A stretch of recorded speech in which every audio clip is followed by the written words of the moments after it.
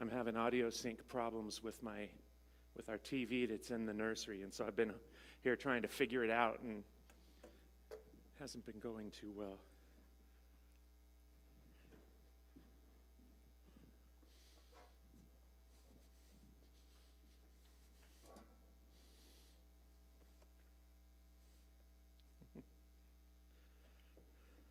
And the only reason I sit up here is so that they can see me at home. So otherwise I'd be down there with you guys.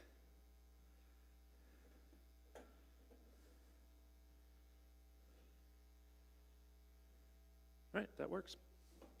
So if you have any questions as I'm going along, ask. And I don't care how many questions or how long it takes us to get through stuff. I like questions, and I like chasing rabbits. So same thing at home. If you're at home and you want to ask a question, just ask it on Facebook, and when I finally see it, I will get to it. Okay, so we talked last week about the Church of the Holy Sepulchre, which is the place where, it's a church, this massive church, that is built around the area that scholars, about 90% of them believe this is where he was killed, this is where he was buried. And so the church is filled with this stuff that, it's the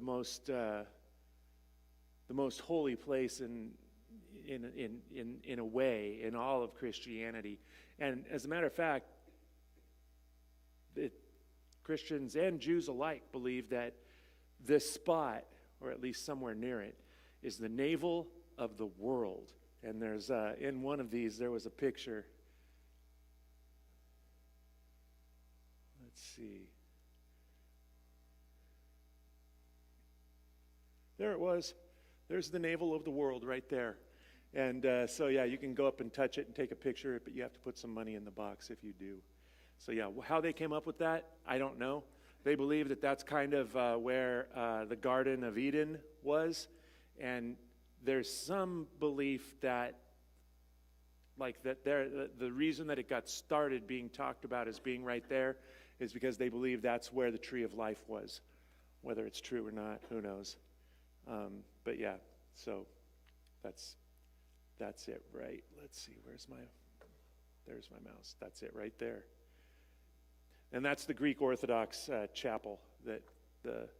This one church, let's see, you guys were here last week, but you guys weren't, right? So let me go back and give just a real quick overview of this thing. We won't do the whole thing, but we'll do a real quick overview. That's the Via Dolorosa. Okay, so this is from the Mount of Olives looking west towards Jerusalem. So the Mount of Olives is to the east, that's to the west. That's the Dome of the Rock where the Muslims built this shrine above a rock that they believe two things about. That Muhammad had his vision there where he was taken into heaven, but that is also the rock that both Muslims, Christians, and Jews all believe is where Abraham was going to sacrifice Isaac. And so that's where the temple, the Jewish temple, was built. And the Jewish temple, that top of the dome of the rock, would have come to the top of the doors of the temple, and then the temple went about twice as high as that. And so if the temple was still there, it would be way up here. But this whole thing up here, and what you can't even see over on this end, is the Temple Mount. It was massive, absolutely massive. Took up like a third of ancient Jerusalem. But in the background there, that little kind of bluish-greenish dome, that's the Church of the Holy Sepulchre. Over here on this end of probably right about there, of the Temple Mount, would have been, in the first century, the Antonia, which is this giant Roman fortress that was built that kind of towered over the Temple Mount so that the Romans could look down into what was going on in the temple. And if they needed to, they could just pour down a bunch of troops and do whatever they needed to do. That's where Jesus would have been tried before Pilate. And so then the Via Dolorosa would go from here kind of through this area here and end up right there. And back then, right now, this is part of the old city of Jerusalem. It wasn't back in the first century. It was a smaller, just a close-up to show you, there it is. So it wasn't a terribly long journey, but carrying your own cross after the beating that he took. That's the Church of the Holy Sepulchre, built in like 350 AD by Emperor Constantine. And his mom went on this holy journey, this pilgrimage, to find all of the holy sites of Christianity. And so this is where a lot of the places that she went to and said, where was Jesus born? They really hadn't kind of kept track. And so like when she goes to Bethlehem and says, where was Jesus born? They're pretty sure somebody just went, that cave right there, And so she built a shrine there at the cave that now has become the Church of the Nativity, and they're almost 100% sure that's not where he was born. This, when she got to Jerusalem and said, where was Jesus? Where was he? Where was the cross? And where was the tomb? Scholars about 90% in agreement that this is contained in this one church now. And so built in like 350 AD, torn down in like 615 AD, rebuilt in like 700 AD, torn down again in about 1000 AD, and then started being built again in like 1009, somewhere around there. And some of the stuff that's here is from dates all the way back to that. But it sort of just kept getting built onto, and they would incorporate parts of the old torn down churches and stuff like that. So there it is. We're standing outside. That's kind of the courtyard, and you go in through that door right there. I was telling everybody last week this ladder up here that you can barely see. There it is right there. It's been there for like 300 years. And it's one of those things where this church is run by 5 different Christian groups. So you got the Catholics, you got the Greek Orthodox, you got the Egyptians, the Coptics, and the Armenian church. And they all fight over who has control of which part of the thing. And so in the past, that would often end in bloodshed and death. In the not too distant past, it's just usually rocks being thrown and punches thrown and stuff. But this thing, about sometime in the 1700s, a guy from the Armenian church puts that up there and is going to climb up and wash the windows. Well, on the other side of that is claimed by the Armenian church. Everybody agrees the Armenian church runs the other side of that window. Nobody had decided who owns the outer part of that window. And so this big, massive fight happens, and so they don't even take it down. They just leave the ladder up. That's first century Jerusalem, just to kind of give you an idea.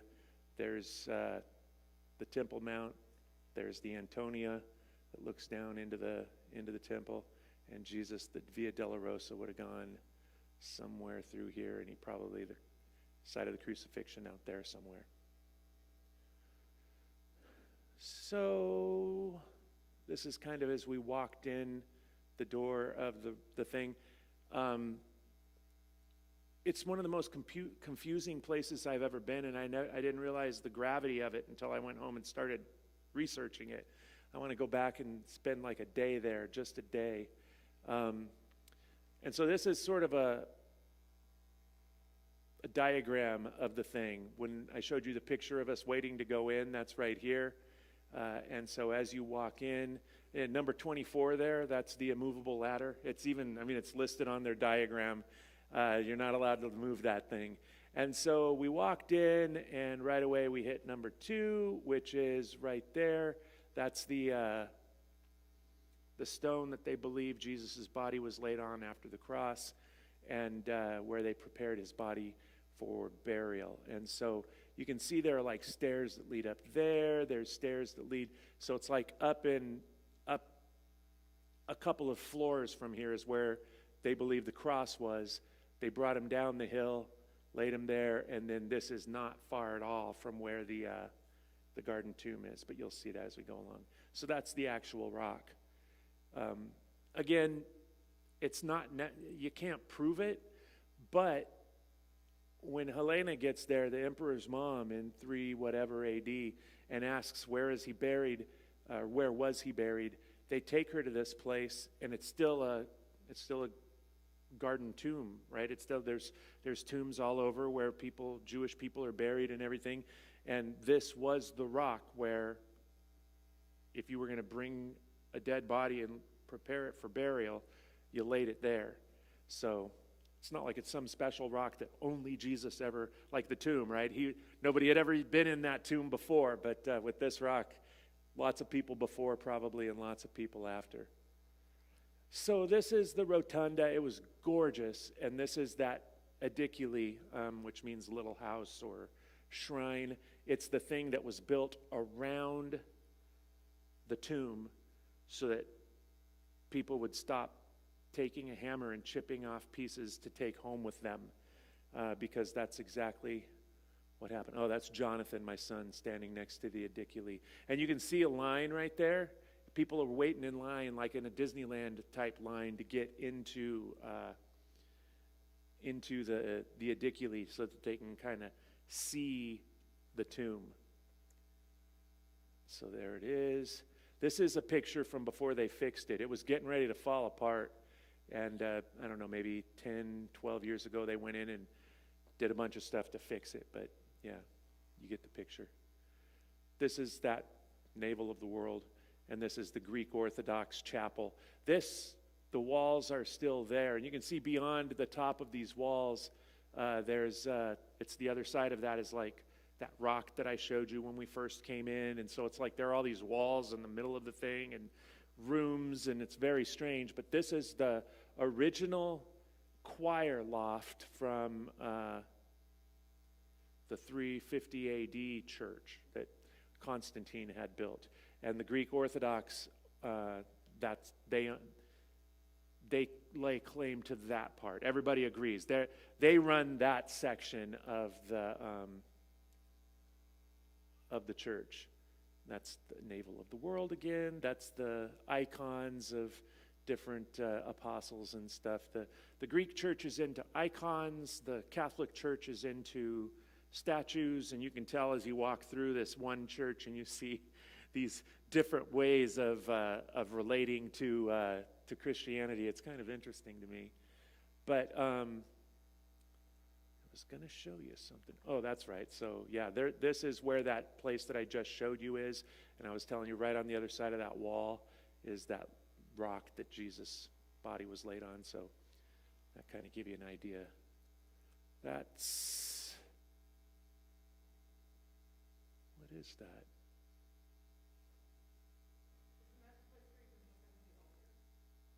Oh, yeah. The thing that they built onto the back of the edicule. Okay, this is the Armenian Chapel. Armenian, is it? What number is that, 12? Coptic Chapel. Is that 10? Okay, Coptic Chapel. That makes sense.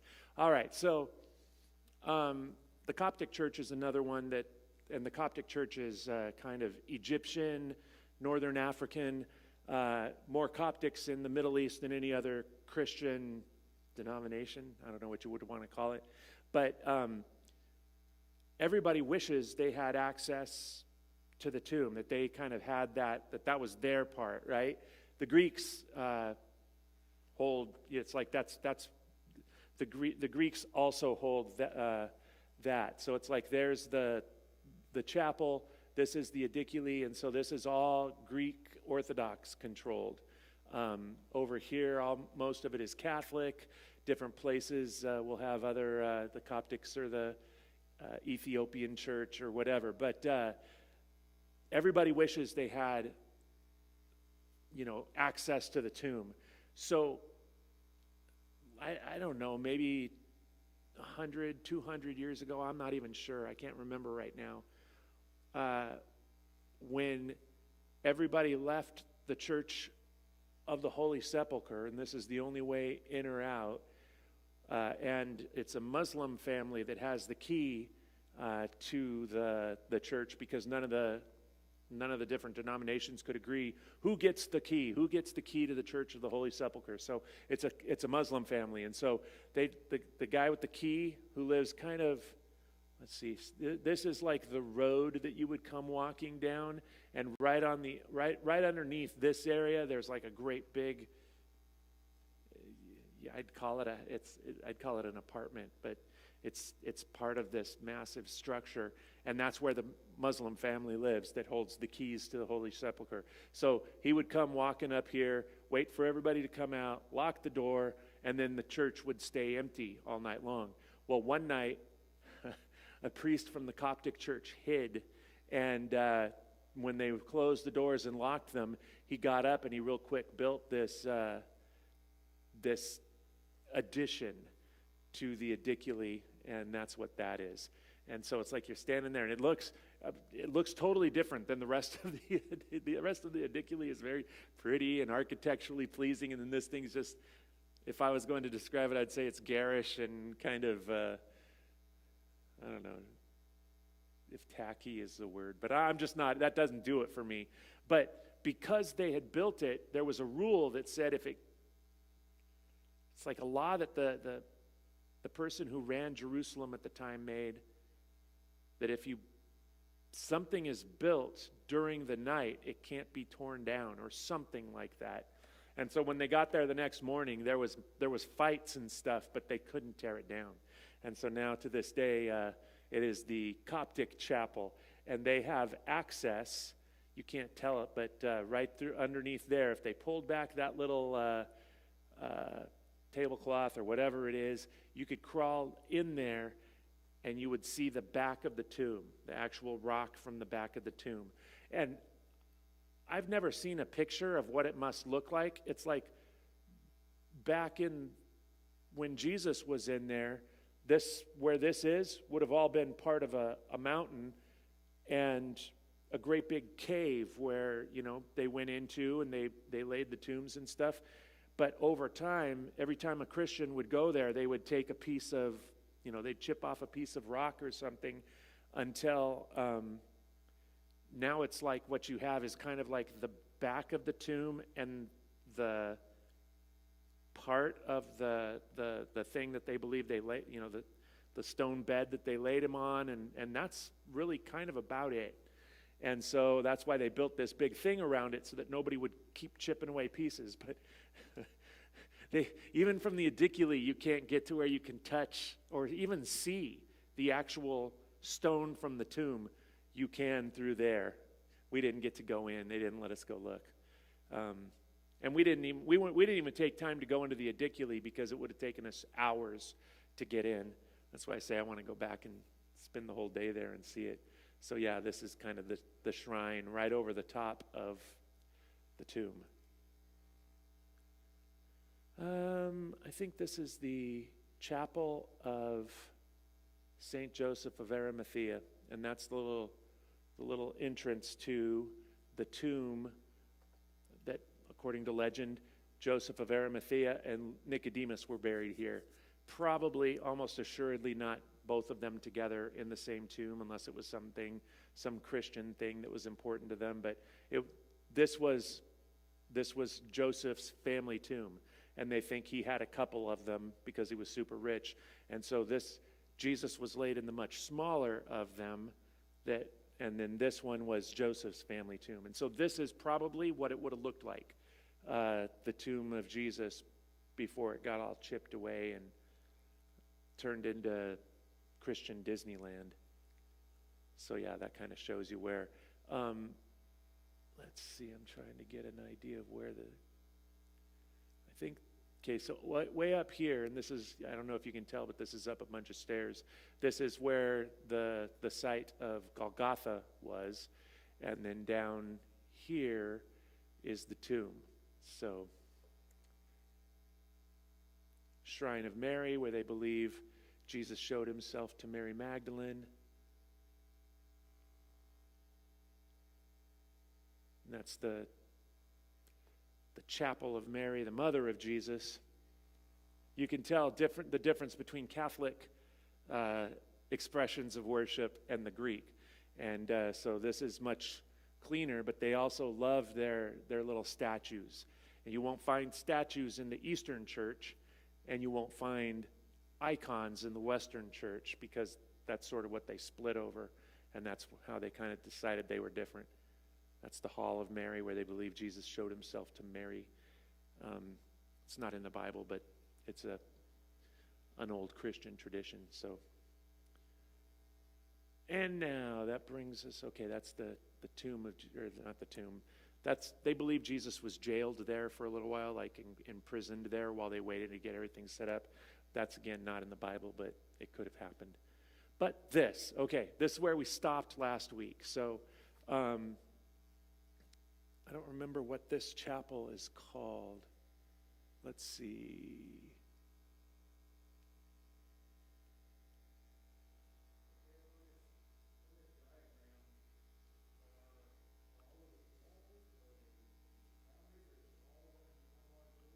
It's all one large building.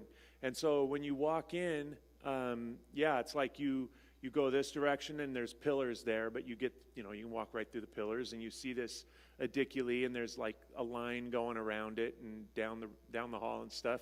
You walk right into the Greek place where they can worship, go around this direction, and this is where that Hall of Mary was, right there.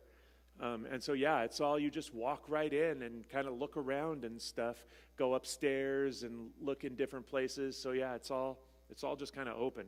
Now, the super holy sites, as I've been showing you, they've got those walled off, right? And they're like, we're going to restrict access, which it's a good thing, or else they'd be completely gone now. It's like they'd just be gone.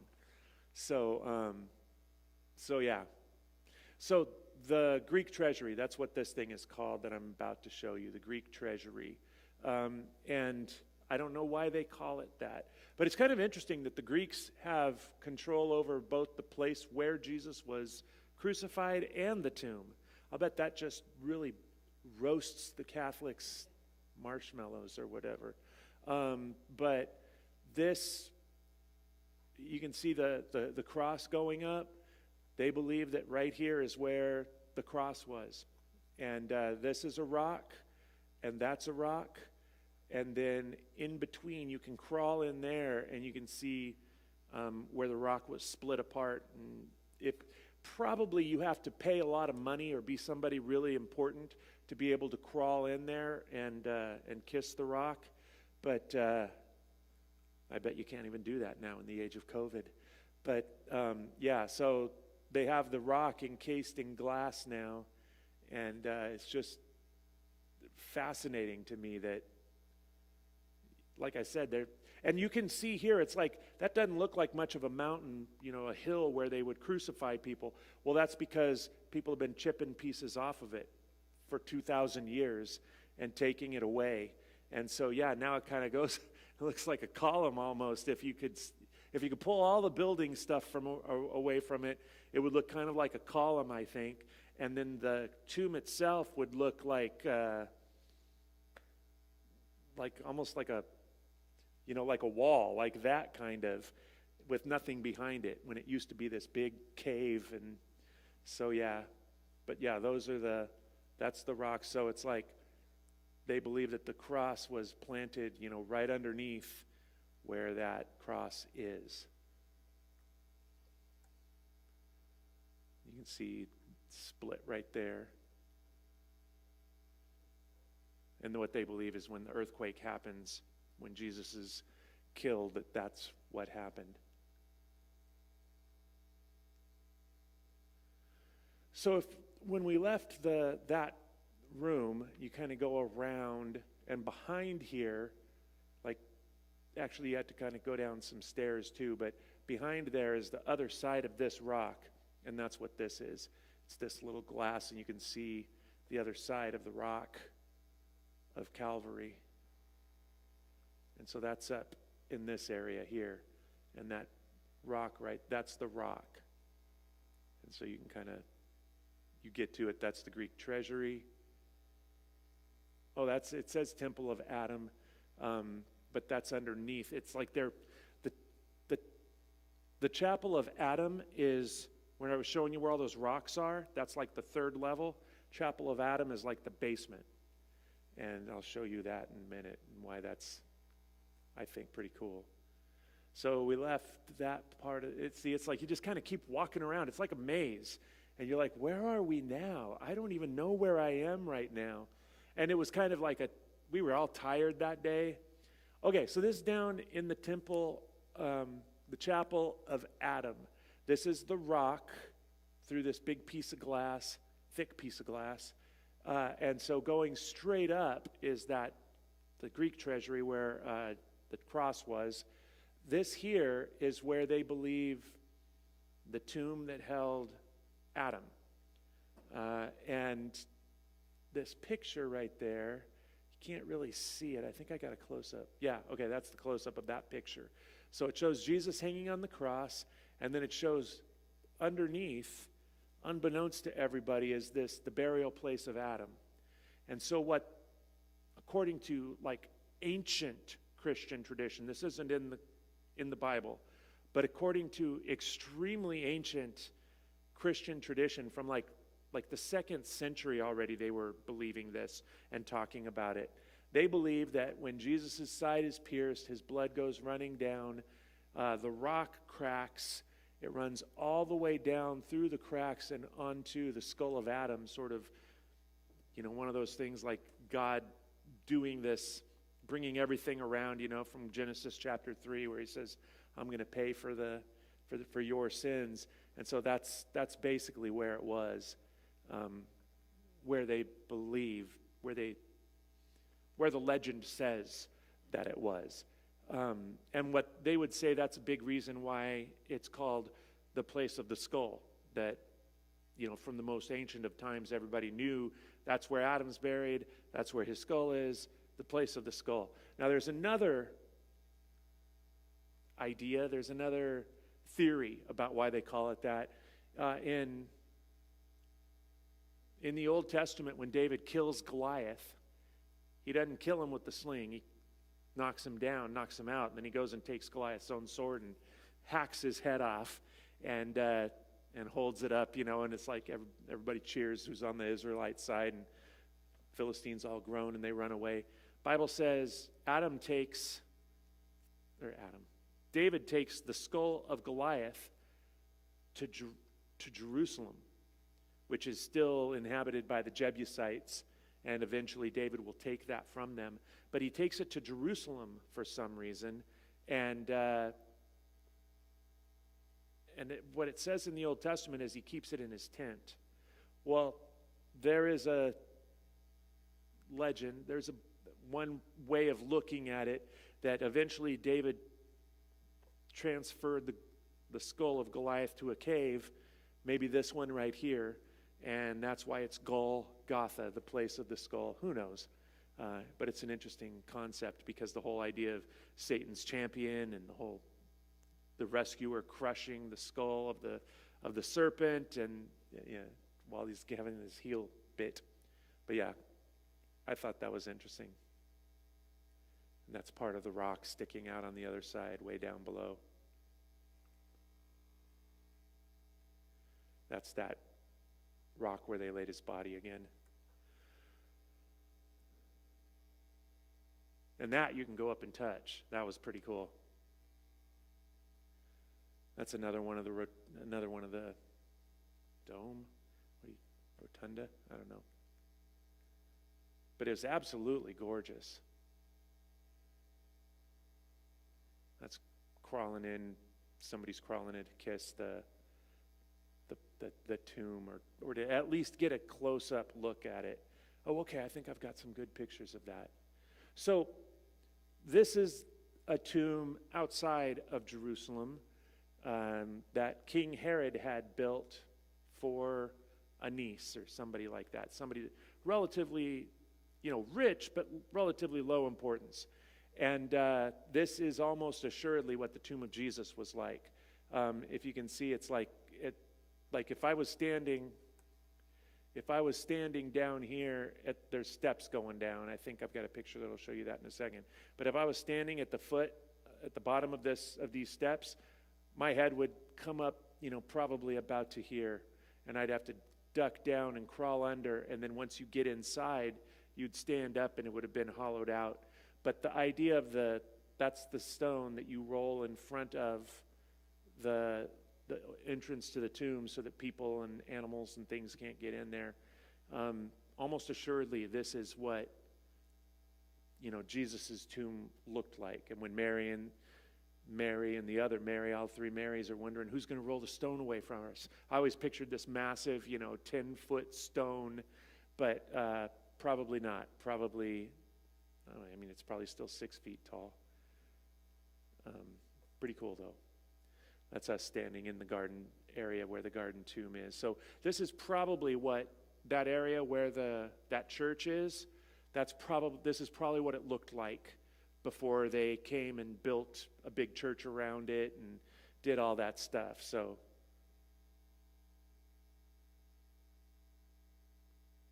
okay, this is the Ediculi. So when I was showing you, okay. So this is inside that Ediculi, right? It's got this big house built around it now. If you got to go inside, then if you were lucky enough, you would get to get down and crawl in. That's like that spot right there. Except that, it's like obviously this doesn't have gold and, they haven't all turned it into a religious shrine. But that's what you would be crawling into. Right into there. So these people are crawling into the opening of the tomb.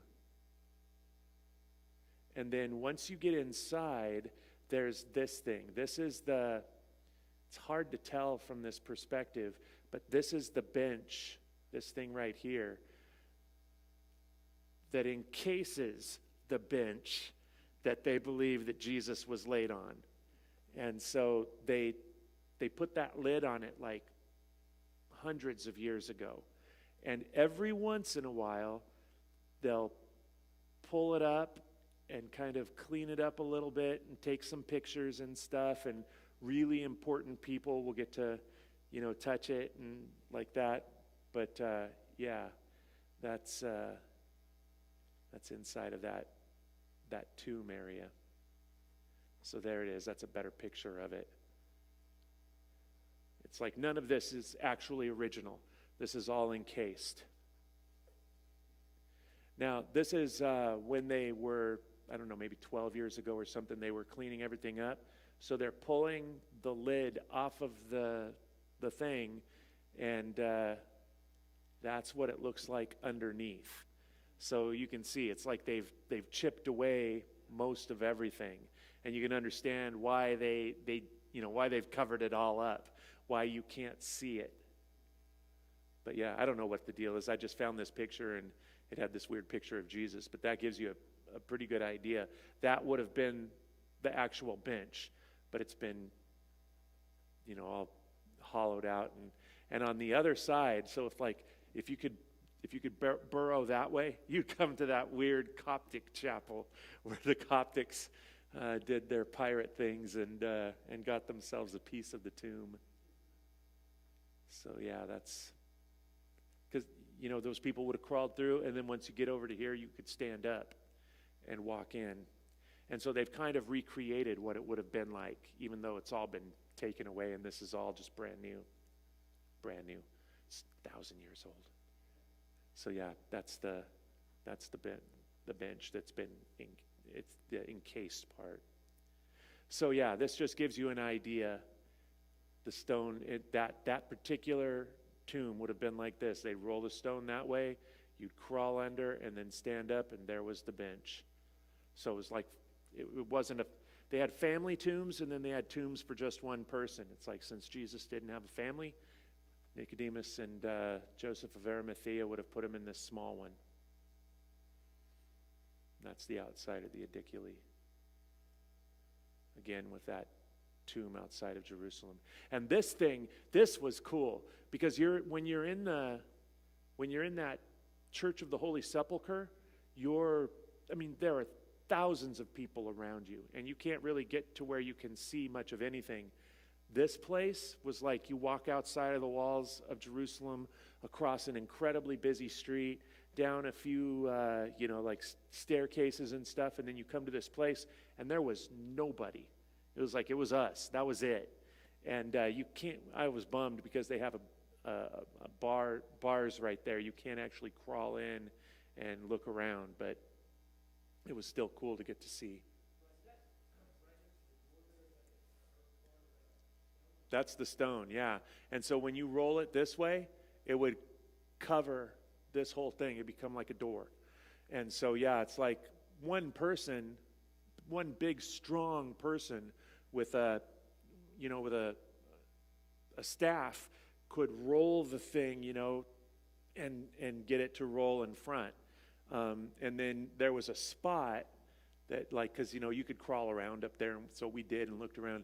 There's a spot, like, in here where if you stuck a staff down there and then pushed the other direction, it would move the stone back this way. It's pretty cool. We got to spend quite a bit of time there. Yeah.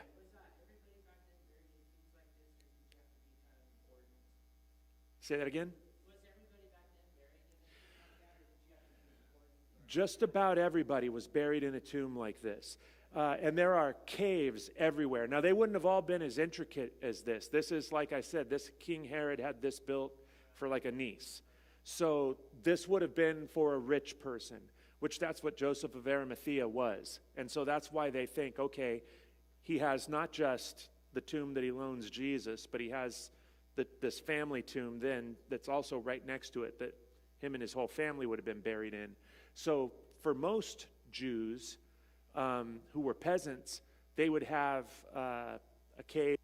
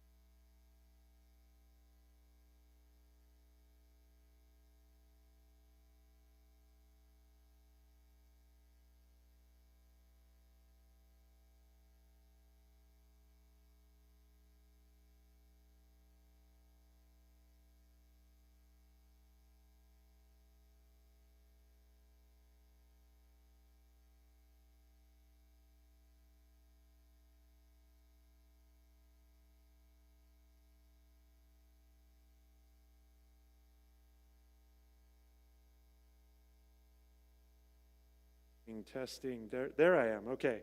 I'm back. Lost your audio. Thank you.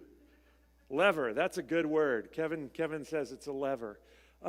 So, yeah, this was actually earlier in the day. They lay out the days not by what would make the most sense to show you this and then show you this and then show you this, but by what's going to work the most efficiently for the day. And so we ended up at the Church of the Holy Sepulchre later this day. But on this day, this is kind of up near Bethany, and so maybe 2 miles away from Jerusalem.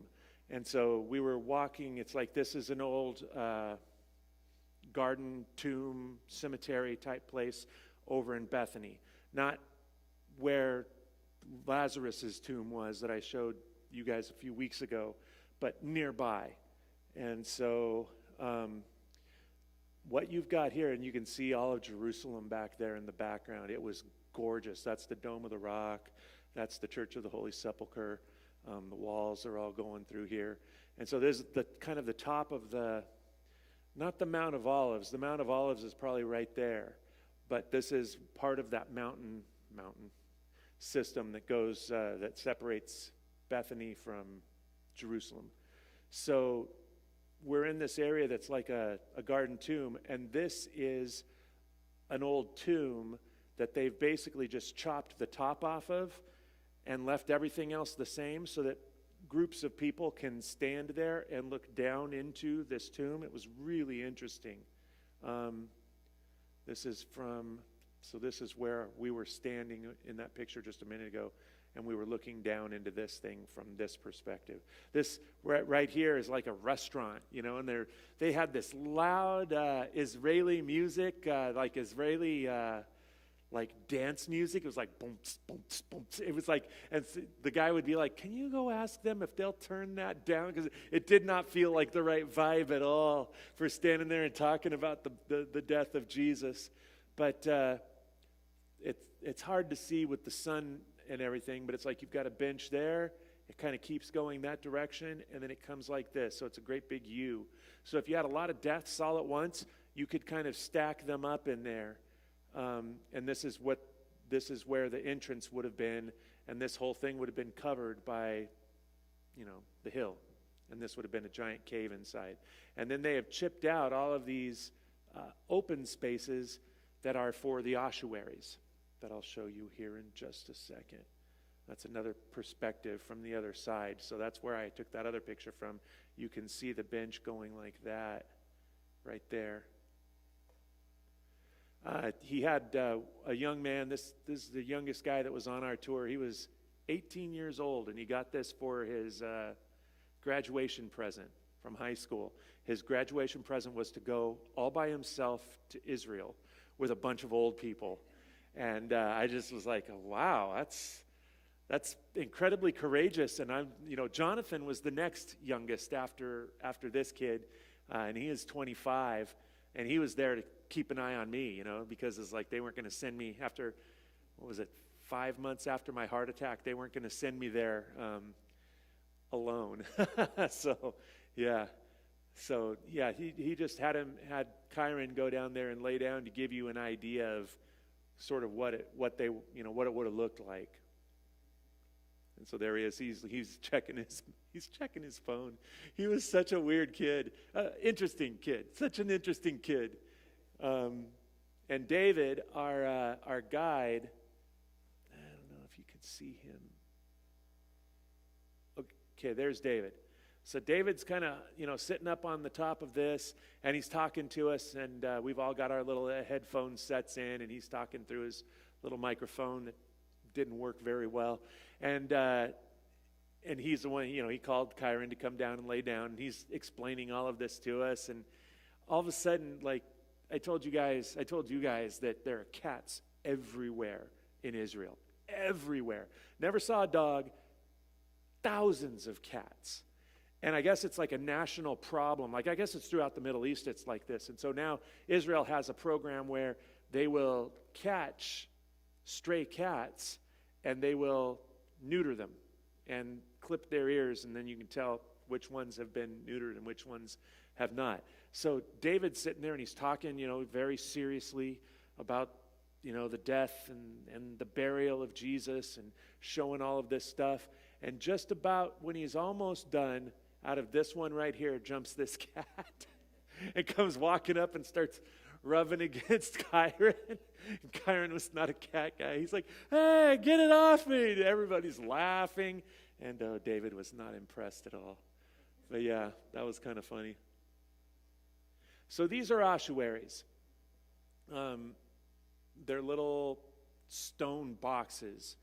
And these are the things that when you have, when the person that's laying there has turned to nothing but bones, you go in, you gather together the bones, and they all will go in one of these. And some poorer families will have like larger ones of these, and entire families will be stuffed together inside of these things, which is why, like in the Old Testament, it would say that Jacob was gathered to his forefathers. It's like literally they gathered his bones and stuck them in the box with his forefathers.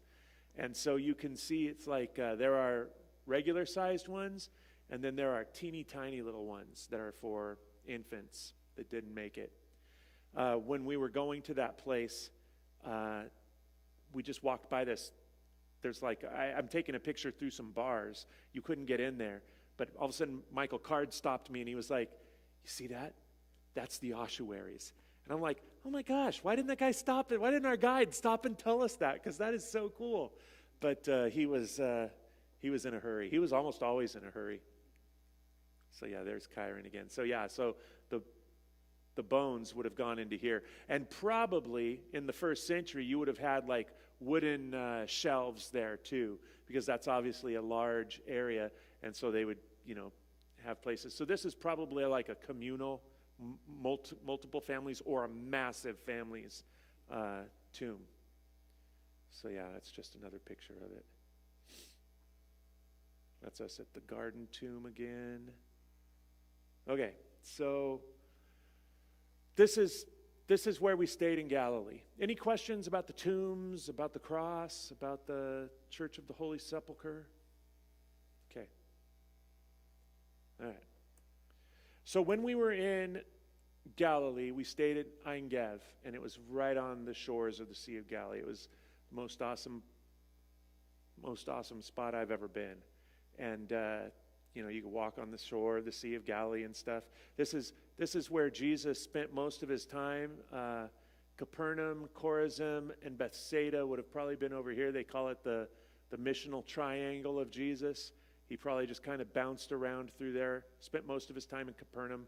Tagba is where they believe he fed the 5,000. Where he fed the 4,000 would have been over in this area. And this is the Gentile area of the Sea of Galilee. And so when Jesus says, let's go to the other side of the lake, that's what he's talking about usually, is this area over here. And it was, back then it was the non-Jewish area, so it was where boogeymen and wicked people and bad, There was an I Love Lucy. Anybody watch I Love Lucy? With Tennessee Ernie Ford, where he was this young kid from the country, and he comes to New York City, and Mama told him to watch out for them painted city women. And so Lucy was trying to pretend she was a painted city woman or something. This is where the painted city women were, okay? This Tennessee Ernie Ford would have gone over here where we were staying, 2,000 years later, and he would have been like, oh, with the story of the prodigal son, when he says he went to live in faraway lands, most scholars think this is where Jesus is talking about, the other side of the lake. So probably would have taken him about a day to walk all the way over there. The lake is like 11 miles long and 7 miles across at its widest. And so no matter where you are, like from here, we could see over to Tiberias. We could see, you could see everywhere on the lake. It's not like you could never get out on the Sea of Galilee and not see shore, unless it was night or unless it was really, really stormy. So this is our first morning. The night before, when we first got there, I went out and I sat on the shore while the sun set, and it was cloudy, but it was really nice and really pretty. And then I could see like some dark clouds over there, and I went back to the room. That the room, just like you'd open up your sliding glass door and like there's the Sea of Galilee. You're just like 100 feet away. I go back to my room. We're getting ready for dinner, and it's gotten pitch black out there. And all of a sudden, we're hearing something, and I go, is that rain? And we open up the sliding glass door, and it was pouring down rain. And the wind, the palm trees are just swaying like this. And I was like, it reminded me of, this when they would go out on the Sea of Galilee, and all of a sudden a huge storm would come up. And I was like, that night at dinner, I said to the guy that was running the tour, I was like, wow, you guys really put on a first-class tour showing us on our first night what that whole, it doesn't look like there's going to be a storm. And then like within minutes, there is this crazy storm. And then minutes after that, it's done. It's gone. We walked to to the cafeteria, and there was, water, the ground was wet, but there was no more rain falling. So the next morning, it's still kind of rainy, but we were going to take a boat from, and that's what I was showing you there. Ein Gev is a kibbutz that we stayed on, and they have like the sole fishing license for the Sea of Galilee. They're the only ones that can fish commercially in the Sea of Galilee, and so they've got this little dock, and so you could take a boat from here across to where the Galilee Boat Museum is, and that's what we were going to do. And so we were on, there's people getting on the boat. We were on the Hippos. I was like, Hippos, wouldn't it just be the hippo? But Hippos is the name of one of the cities in Asia Minor, not even Asia Minor, over in this area somewhere would have been Hippos. Not too far from where Legion, where Jesus heals the guy, casts out the demons. So yeah, Hippos was probably in this area somewhere. So it's not talking about multiple plurals of hippopotamuses. That's Michael Card. And what we realized was we started to figure out if these guys who had been there for 30 days already and had been there for 10 years, every year doing this, if they were taking a picture of something, it was something they had never seen. Now, he's taking a picture of a weird bird right there, but that's not really what he's getting a picture of. You can't really tell, but that is hills and mountains covered in snow. And that's incredibly rare in Israel. But last year, the fall of 19 and the winter of 20, however you want to call that, it was their rainiest year on record. And so like the Sea of Galilee is like 11 feet higher in January of 2020 than it was in January of 2019. And there's grass everywhere. I mean, it was just, but there is also up, like Mount Hermon is back there. We could see it in a minute. I think I got some pictures of it. Mount Hermon is there, and it's just covered in snow. Yeah, there it is. That's Mount Hermon. And that's where all that snow will eventually become the Jordan River. Well, all the water in here came mostly from that. Yeah, they had never seen Mount Hermon like that. They were very impressed. So yeah, that's just us cruising across the Sea of Galilee. They had a Canadian flag. They had an American flag. You don't see it. And they had an Israeli flag. And when we started out, they played the Star Spangled Banner. And then, Oh Canada. And I was like, that is so strange to be here on the Sea of Galilee and have these little Israeli men, standing there, at attention while it was very strange. That's Jonathan talking to Michael Card, and this is the lady that was the shepherdess of our group. She was the one that made sure there were no stragglers, and I was always the straggler, so I got to know her very well. That's where we're headed. That's Mount Arbel, and that's a rainbow. But Mount Arbel, there's all these caves in the face of it where the zealots during the war for independence against Rome from like 66 to 70 AD, they would hide up there in the caves, and the Romans knew they were there. They just couldn't get them out. That's it. You can see, if my picture was clearer, and who knows, maybe it is on the TV, but you would see a whole bunch of holes where there were caves. And what they would do is they would let themselves down in these baskets and then go inside the caves. And if the Romans tried to come down the same way, it's like you could only get one person in the cave.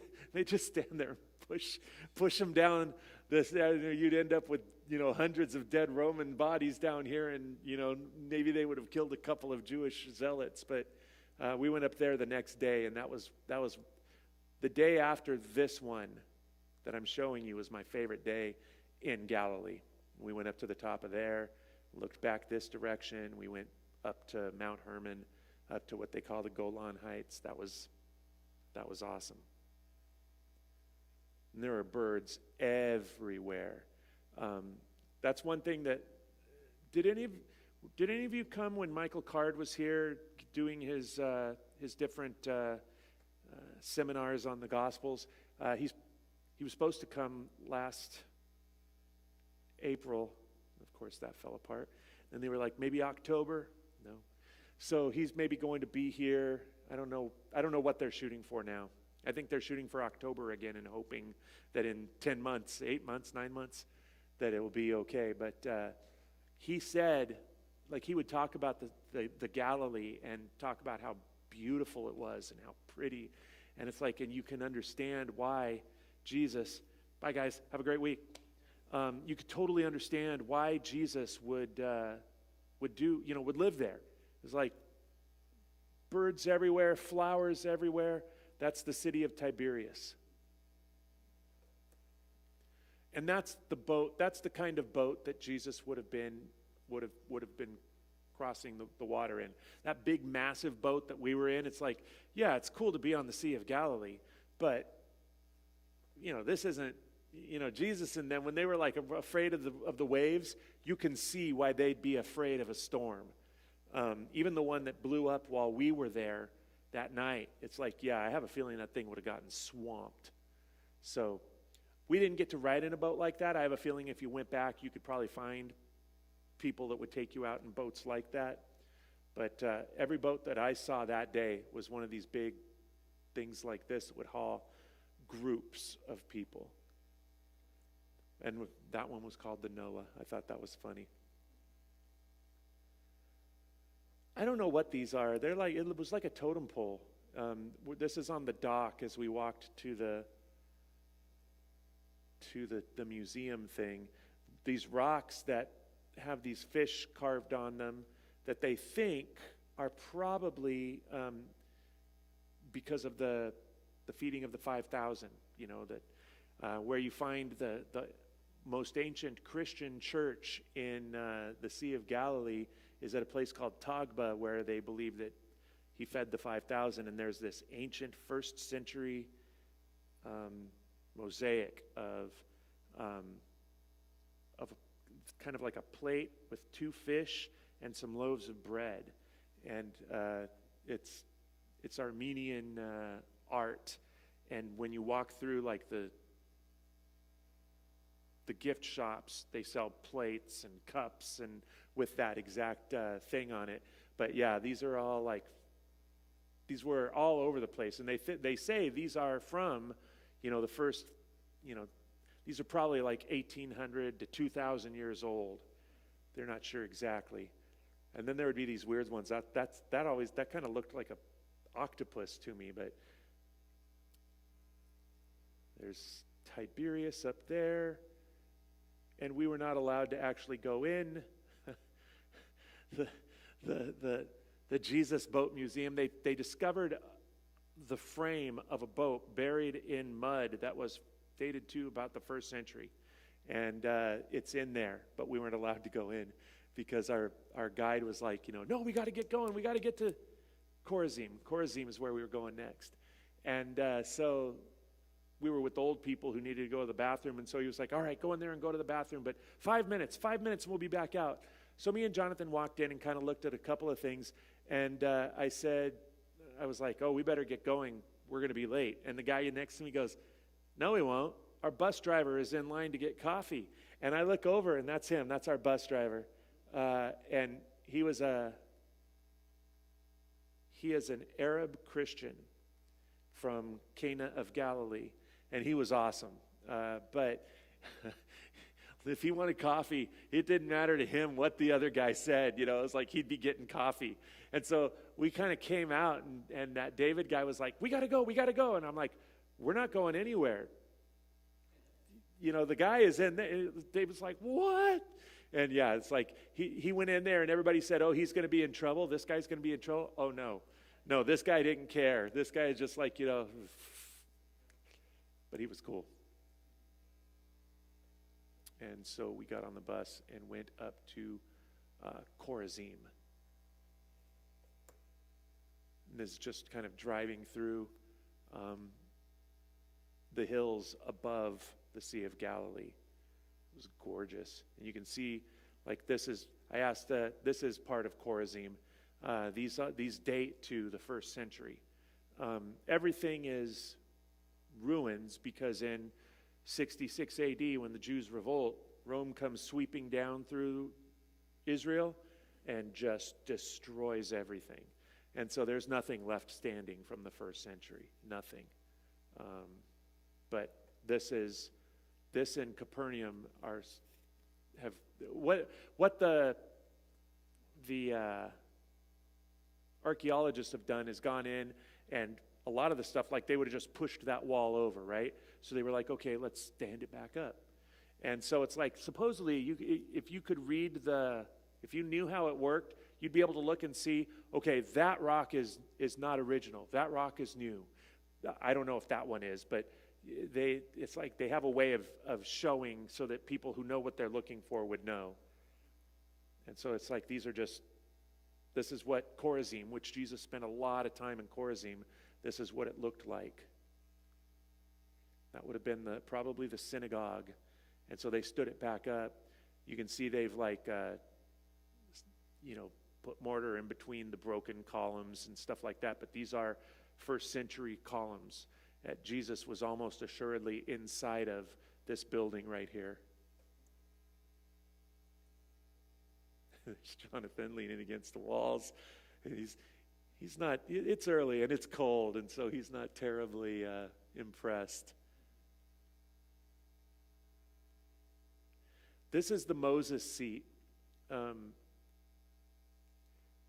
Jesus, when he's chewing out the Pharisees at one point, says to the people, you need to listen to them because they sit in the seat of Moses, but don't be like them.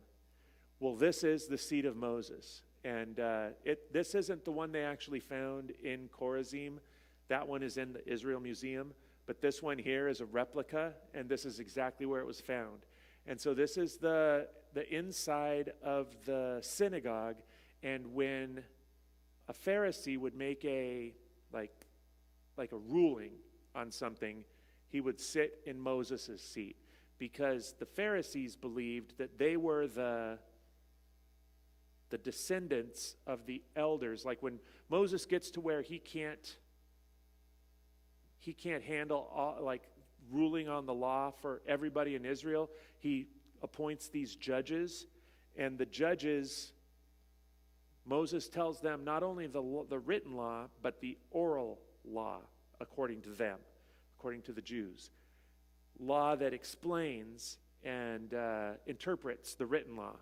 And so from those 70 elders, you come down through the ages, and when you get to the 1st century, the reason the Pharisees felt like they could tell you what to do is because they believed that they were the descendants of those 70 elders, and they would sit in the seat of Moses and make rulings. And so I think I got to sit in the seat of Moses. It was wet, but I didn't care. I wasn't going to come all that way and not sit in the seat of Moses. So we'll stop right there, and we will pick up again next week. But let's pray. Father, thank you so much for this time that we could come together and talk about the Holy Land, talk about your Son, talk about the things that we can learn from the things that we can still see over there. But Lord, most of all, we want to make sure that we are focusing on you and Jesus and how we can become more like him. Show us every day what that looks like. In his name we pray. Amen. All right. Yeah, thanks for coming, guys.